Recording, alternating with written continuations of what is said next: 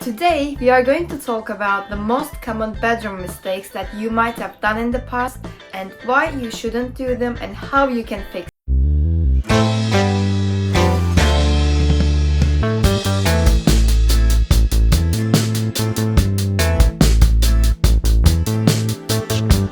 Hello everyone, welcome to my channel. My name is Selen and I hope you are all having a great day. I am architect, interior designer and also founder of Selen Architectural Design in London. On this channel, I want to share my experiences with you to help you create your own cozy spaces and also give you a perspective from an architect's eye. So if this is something that you are interested in, don't forget to hit that subscribe button and follow my channel for more content. Without further ado, let's start.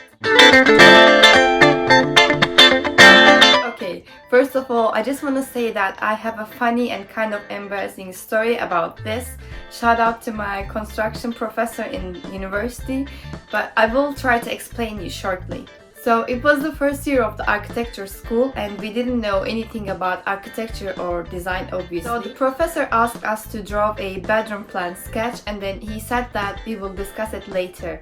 So everyone was drawing and everyone was concentrated. Once we finished, we hanged all the drawings and started discussing.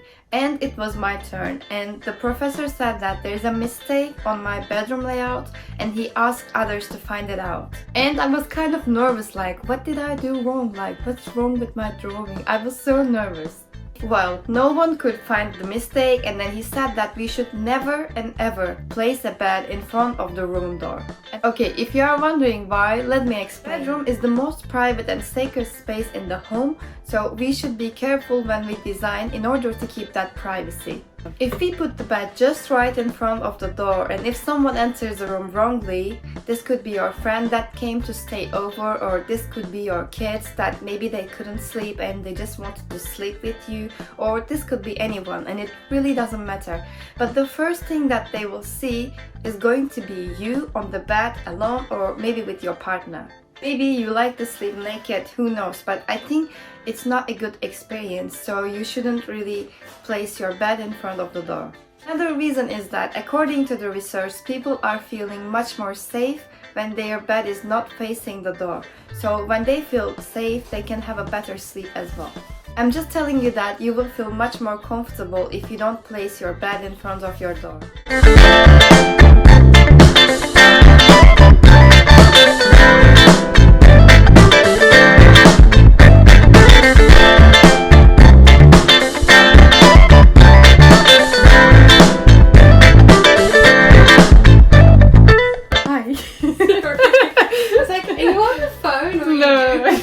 Alright, this was the first one, so let's jump into the second one. Okay, I just want to put one exception for this one.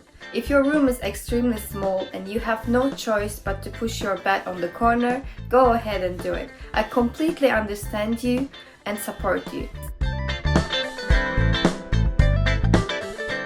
However, if your bedroom is a decent sized bedroom, you really shouldn't do that.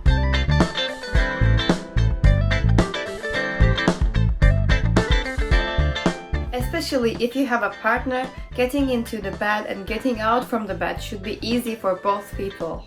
You know, you shouldn't have to crush your partner for basic things. Another problem is that I had a friend who was doing the same mistake. So basically, she enjoys sleeping close to the wall and her partner was sleeping on the other side all the time. The problem was she was getting up many times for toilet in the middle of the night and her partner's sleep was very light. So every time she wakes up for the toilet, he also had to wake up because she was basically just jumping on him to get out of the bed. So it was affecting the quality of her partner's sleep. So please don't do the same mistake as my friend and don't push your bed on the corner. Bedroom should be the most comfortable place in your house, so please at least leave 50 to 60 centimeters from both sides of the bed for easy access. This is another common and big mistake that I have seen recently. I say big because it can cause some functional problems in your house and it can also affect your physical health. Before anything else, When you put any kind of furniture in front of your heater, you block the heat spreading into your room. This might be a problem, especially in winter, because you cannot really warm the room, so you may end up with some high electricity or gas bills depending on your heating. If your room is small, you may think that this is not going to be a problem for you, but let me tell you another reason, which is more about placing a bed next to a heater. I mean, I know it sounds cozy and warm to sleep next to a heater. I do understand you because I did it in the past too, but did you actually know that it's not good for your physical health? According to the research, sleeping next to a heater for long hours is not good for your physical health.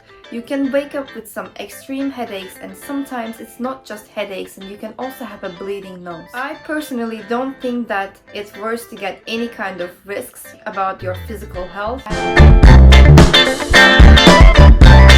I know how tempting to buy some things that you like because I'm addicted to shopping. I know it sounds weird, but I feel sad when I don't buy the things that I want, and I'm just feeling sad like how they would look nice in my room. If you're like me, just let me know in the comment section below and let's connect. But okay, if we turn to our main subject, you shouldn't buy unnecessary things into your room. Bedroom should be clean and refreshing. All work or doing some daily chores and then we feel tired when we go to our bedroom at night. And we shouldn't feel like we are stuck there, but rather we should feel calm and relaxed. Personally, if I want to buy some things from my bedroom, I first get rid of some stuff so that I can exchange their place with the new things. And this also helps me to control my shopping addiction. You can also consider donating your stuff to charities, or you can sell them online to make some extra money. This is another common mistake that I have seen a lot. Some people tend to place their furniture very close to each other, and it can cause some functional problems. For example, if you place a desk near your chest of drawers, you may not be able to open your drawers fully, or if you don't leave enough space in front of your wardrobe, you may not open your panels easily and use your wardrobe comfortably. I definitely do understand that your bedroom might be small, but if your bedroom is small, you should choose your furniture even much more wisely. For example, you can go for a sliding wardrobe panels instead of the ones that you have to open in order to use the wardrobe. And please trust me on this, there are so many ways to deal with it, so please don't put your furniture very close to each other. If your bedroom is small, I also have another video about how to design a small bedroom on a budget, and I will put it somewhere on the screen, and I will also put the link in the description box so you can go and check that video after this one. This is another common mistake that I have seen a lot, and I wanted to talk about it. The scale of the furniture that you choose should match with the scale of your bedroom in order to create a nice interior. I know some people who have smaller size bedroom tend to buy some bigger furniture such as king size bed or a huge desk for their place, but they don't really consider the size of the space, and it doesn't really look nice when they place them in their bedroom. I mean, if it actually fits, because some people don't even measure their space, and this is another problem. You should always measure your space before buying anything. On the other hand, if your bedroom is bigger, you should still measure your space, because you shouldn't go and choose the smallest furniture for your space. It will look out of scale and again not nice. When people who have bigger bedrooms chose the wrong scale furniture, they are likely to complain that there is so much desk space in their bedroom and they don't really know what to do about it.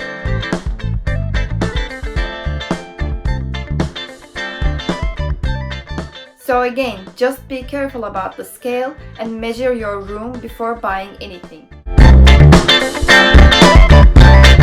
You should always hang your curtains as high as possible. If your windows are not very high, it doesn't mean that your curtains have to be short too. I mean, you don't have to hang your curtains just right above your window. If you do that, your bedroom is very likely to look like it's pushed down or small. Try to hang them near the ceiling as much as possible, because this will give an illusion of a bigger space. I also want to warn you about something that I don't really find reasonable regarding curtains. Please don't go and choose extreme long curtains for your bedroom. If it's same as your wall height, that's completely fine. But if you go above maybe 10 to 15 centimeters more than your wall height, it will just cause the dirt and the dust gathering under your curtains, and this is not really great in my opinion. So please don't go extreme on the length of your curtains because it will be hard to clean and also it's not very useful. This is another common mistake that I have seen a lot. Some people just kind of stick the furniture on the walls and they don't leave any gap. This is something that you should definitely avoid if you don't want to damage your walls. Because when you push the furniture way too much on the walls, you may harm the walls and you can end up with some marks. It might be a problem, especially if you are living in a rented house, so try to leave at least 7 to 8 centimeters between the furniture and the walls. By the way, I have another video that I have talked about some rental house design hacks, and I think it's a very good and helpful video. And if you're interested in, you can check that video out after this one. I will put the link in the description box. If you have watched this video until here, thank you so much and I really appreciate that. I'm curious to know if you have done any of these mistakes in your bedroom, and also if you have any questions, you can let me know in the comment section below. If you like this video, don't forget to click that like button so that I can know my content is helping you out and I can create more for you. And also remember to subscribe to my channel, and you can also follow me at selenarchitecturaldesign on Instagram for daily inspirations. Again, thank you so much for watching and see you on the next video. Until that time, take care and stay safe.